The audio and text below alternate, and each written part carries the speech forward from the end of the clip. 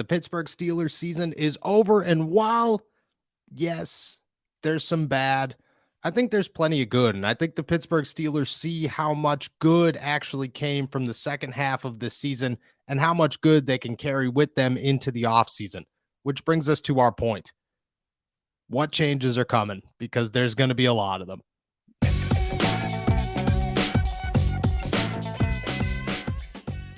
What's going on, everybody? I'm Noah Strackbine. Thank you for jumping on to Steelers to Go, your daily to-go cup of Pittsburgh Steelers news and analysis. Find us on youtube.com/allsteelerstalk or anywhere you get your podcasts. And today, well, we're going to talk about who's staying, who's going, and what the Pittsburgh Steelers will look like in 2023. There are big names. There are plenty of names. And I tried to get as much information as possible during the post-game locker room to assure that I could bring you guys some real content, some real context here of what is going to happen this offseason and how the Steelers are going to approach things and how their players and their coaches see things evolving in the next couple of months. The Steelers have a lot of questions. You obviously start with Matt Canada. You go on to some of the offensive line, some of the defensive line. You got to look at inside linebacker. These last two games, rookie Mark Robinson made starts over Devin Bush and Miles Jack. You have no idea what the future holds there. Cornerback, there's really only one solidified starter in Cam Sutton, but he's a free agent. And then safety, Terrell Edmonds is on the free agency list.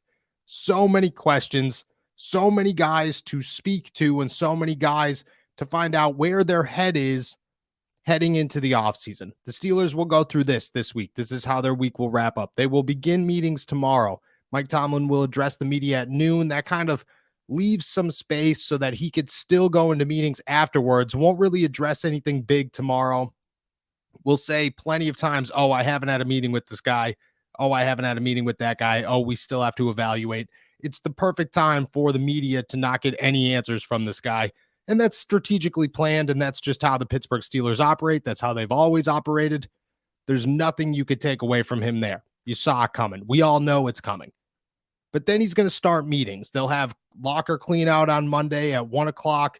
It will allow guys to come in and get their stuff and leave. The media will get plenty of time to actually talk to these guys, see where some of their head is at. But we actually got to talk to a few of them after the game. And I tried, like I said, along with everybody else, to address the primary needs. Who's staying? Who's going? Where's everybody's head at? And we got some answers. The big one I want to start with is obviously Najee Harris and Matt Canada, because, of course, that's the one everybody cares about. Is Matt Canada? Is he gone? Well, I can tell you this. I have heard from multiple sources that Matt Canada does have another year left on his contract and that he's not guaranteed to leave the Pittsburgh Steelers after this season. I know. Terrible thoughts for the Pittsburgh Steelers. Nobody wants to hear this. I understand. I get the whole thing. But not everybody in the locker room agrees that Matt Canada should go. And I think that leaves a question mark heading into the week. Najee Harris had this to say about his offensive coordinator after the game. Did the way you guys improved offensively, did that give you additional confidence that Matt Canada should be the guy going forward? Or what did that do for the confidence level in the team? Man, I can't control none of that. So I'm not really going to answer that. But we all, obviously you've seen the stuff on social media with teams saying, but we all believe in Canada, everybody's saying that he called the same plays, but everybody calls the same plays. You can look at everybody everywhere. Everybody calls the same plays, is dressed up a different way. If you really know X's and O's, that's really what it is. So all that play calling stuff, I don't think it's really. I think that's just a cover up for just the lack of stuff that we were doing on the field as players. I never bought into none of that. I never really looked at none of that stuff because I know at the end of the day, we're the ones who got to make the plays. He puts us in the best positions. Obviously, they could say what they want about we're in the same place, but you look everywhere. Like I said, everybody's running the same place. It's just dressed up differently. What is the value? Now, does Najee Harris overcome, in his words, overcome the fact that the Steelers finished 16th in rushing yards per game, 23rd in passing yards per game, and 27th in points per game? They scored 30 points, I believe, just twice this season. It was a bad year for the Pittsburgh Steelers offense, somehow worse than last year. And I think Matt Canada ran out of excuses. It wasn't Ben Roethlisberger. Last year, it was all Ben Roethlisberger's fault. He was the problem. He couldn't adapt to a new offense, what Matt Canada tried to bring. Understandable, no doubt. Then it was, oh, well, we're operating with Mitch Trubisky. He's just not good enough. He doesn't understand the offense. Things got to click. Then it was, okay, well, Kenny Pickett's a rookie. We have to let a rookie develop. You can't have super high expectations. Understandable. By the end of the season, everything was clicking. Kenny Pickett wasn't turning the ball over. He looked very comfortable from time to time. Deontay Johnson was flowing. George Pickens was flowing. Najee Harris was running his butt off. The offensive line was working. The defense was working. Everything was going right for the Pittsburgh Steelers, and still they struggled to score points. And I think that's going to carry into the offseason, and I think that's going to be first priority on Mike Tomlin and Omar Khan's list of to-dos is to find a new offensive coordinator, unfortunately. I think Matt Canada did an okay job for somebody who probably wasn't suited for the job coming in here. That being said, I think the Steelers have a ton of potential. I think they know how much potential they have. Najee Harris talked highly of it. George Pickens talked highly of it. Kenny Pickett, TJ Watt, Mike Tomlin, they all talked highly of how much potential the Steelers have moving forward. Because of that, you can't go into the offseason and say, we're going to bring back the offensive coordinator that couldn't get things to click. You have to look for something new. You have to look for something that brings this entire group to the next level because they're ready to go to the next level. I think the Steelers understand that. Do I expect Matt Canada to return? The answer everybody's been waiting for is no. When do I expect that firing to happen? I would expect it comes Wednesday, maybe Thursday, later in the week. You know, Mike Tomlin's going to get through a couple of his meetings. He's going to allow the media to come and go. And I believe that the schedule tomorrow, we hit the locker rooms and we talk to Tomlin. So it's not going to happen tomorrow. I don't know what Tuesday looks like if we're going to get another day of locker clean out. If we do, then I would imagine it's Wednesday or Thursday, but I would expect it to happen this week. And I would expect it to happen a little bit later in the week so that nobody gets a big headline from it. And the Steelers could just quietly go about moving on from Matt Canada. I think next on the list, the biggest name after that is Terrell Edmonds. People could have their opinions on Terrell Edmonds or say whatever they want about whether or not he's good or not. He is the perfect fit for the Pittsburgh Steelers and what they look to do at that safety position. He has such a great relationship with Minkah Fitzpatrick. I've talked to Minkah a couple of times about how close those two are, and they just get each other. Like at this point, they are so naturally connected on the field that they make each other's games so much better. And I think that Terrell Edmonds is going to get paid this offseason. It's just a matter of fact of where it's going to happen. To him, he understands that, but he also wants to be in Pittsburgh. How do you approach your decision for this offseason? Man, I just take it one day at a time, honestly. I can go in there tomorrow, just break it down. I enjoy the guys while I'm still with them right now, and then hopefully next year we still back here and can do everything together. Is it different for you going into this offseason, trying to figure out your future than it was a year ago when you kind of faced a similar decision, a similar situation? I think the only difference is that I know what to expect. I know how the process goes. I'm not really thinking too much into it right now. But, whenever that time comes, we'll just, have those honest conversations and just go from there. Do you want to be back in Pittsburgh? Of course. I love the Steelers, for sure. He does love the Steelers, and I think the Steelers love Terrell Edmonds, and that's the big thing here is that the Steelers understand how good the relationship is. Terrell Edmonds understands how good the relationship is, but I think both parties also understand that Edmonds has played himself into a big contract, and he deserves a big contract. He's a safety, so it's not going to be huge. It's not going to be a record-breaking deal like Minkah Fitzpatrick's was, but the Steelers got to pay this guy if they're going to bring him back. I don't know if they're going to do that. They have to fill a couple other needs. They got to find out what's going on the defensive side of the ball, on the defensive line, and at inside linebacker. On top of that, they have to figure out what positions they're going to address on the offensive line, if they're going to address any, and what cap hits from these guys are they going to take on, because a lot of these guys, Miles Jack, James Daniels, Mason Cole, are all top-heavy guys, where this next season, their cap hit takes a pretty significant jump up. They have to understand who they're going to do that for, who they're going to keep, who they now need to replace.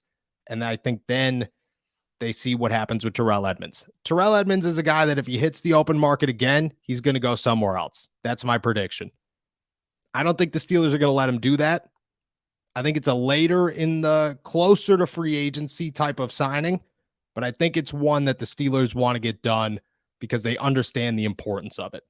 Next is DeMonte KZ and Miles Jack, because both of them are somewhat in the same boat. KZ is that third guy who played a great role but didn't have a big contract, was a late offseason signing, so he wasn't expected to make a boatload of money. You don't know what his market value is going to be in the offseason, but he played well this year, and he's a journeyman, so it's not really a big deal if he comes and goes. This is what he had to say after the game. I hope I come back, but business is business, so can't hold my head down, surfboard shoulders, balancing good and bad. So I know how to hit the road, I know how to go to another team, so I've been in that position before.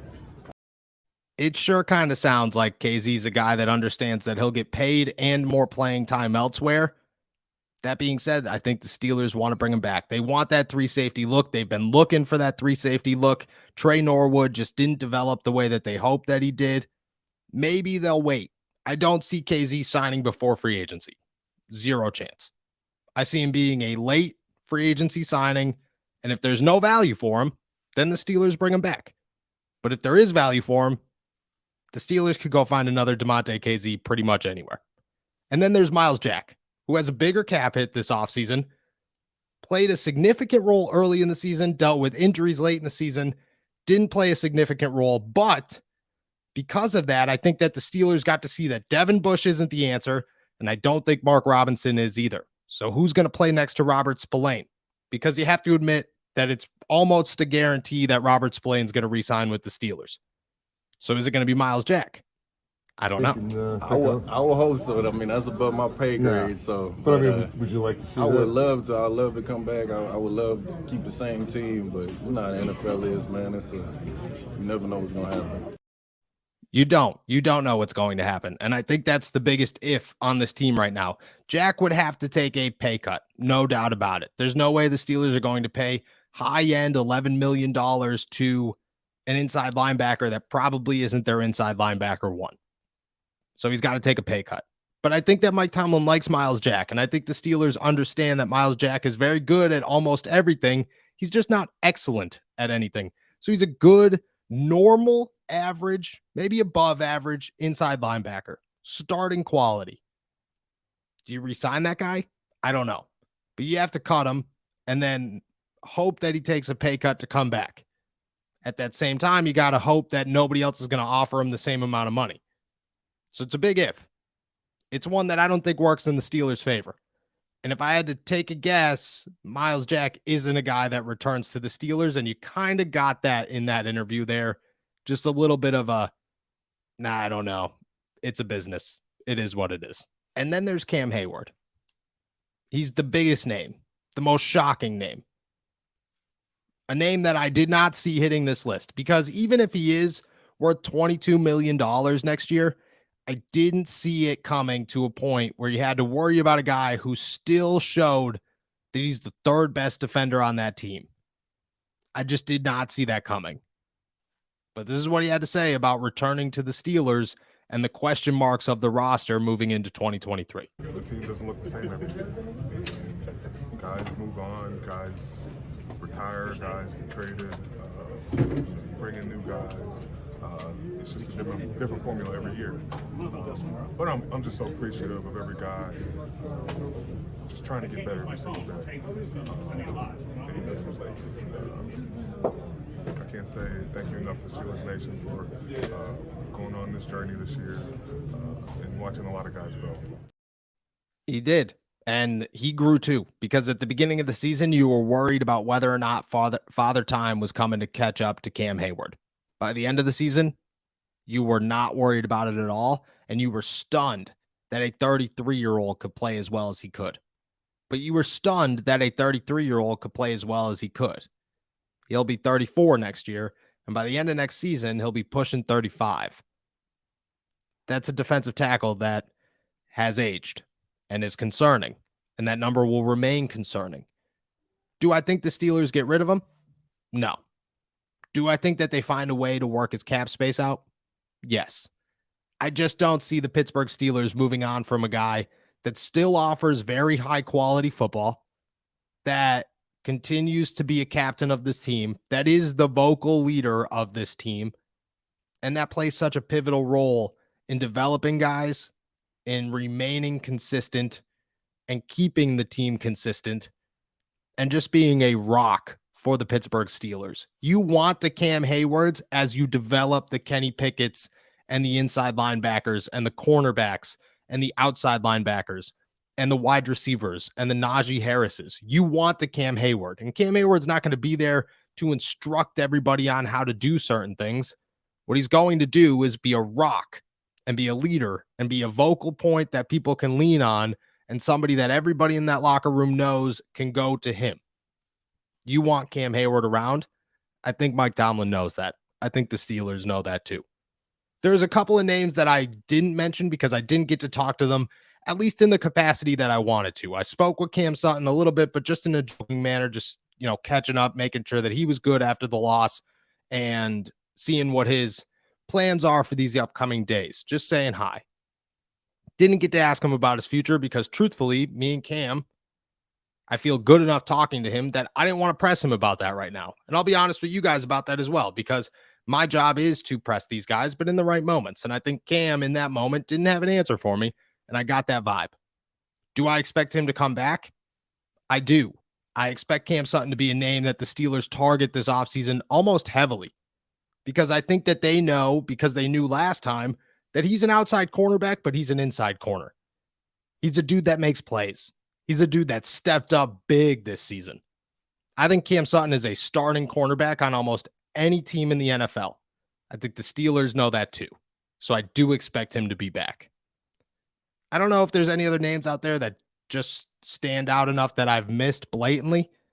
If I did, drop them in the comments. If I did, tweet at me. Shoot me an email. Whatever you got to do, let me know, and I'll give you my insight. But this is what I got. And I think the Steelers have a long list of questionables, and I hope we provided some insight into how the offseason is going to turn out with them.